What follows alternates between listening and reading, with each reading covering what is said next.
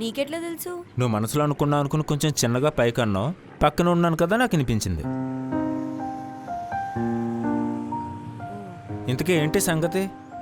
అది నేను విజయవాడలో ఎంబీఏ చేస్తున్నా. ఎవడో అమెరికా నుంచి వచ్చిండంట. వెళ్ళేటప్పుడు నన్ను చూసుకొని పోతాడంట.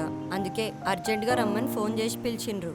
నాకేమో పెళ్ళంటే ఇష్టం లేదు, కానీ ఇంట్లో వాళ్ళ కోసం తప్పదు. అందుకే నేను ఇప్పుడు లేట్ పోయిననుకో అతను వెళ్ళిపోతాడు కదా, అప్పుడు పెళ్లి క్యాన్సిల్ అయిపోతుంది. అందుకే అట్లా కోరుకున్నా. పెళ్ళి ఇష్టం లేదంటే లవ్? అంత లేదు. ప్రెజెంట్ ఇప్పుడు చేసుకున్నాడు ఇష్టం లేదంతే. దెన్ సింపుల్, వెళ్ళి అదే చెప్పే. ఏంది సింపుల్? సంపేస్తారు. భయంతో వాళ్ళ ఆన్సర్ కూడా నువ్వే ఊహించేసుకుంటున్నావు.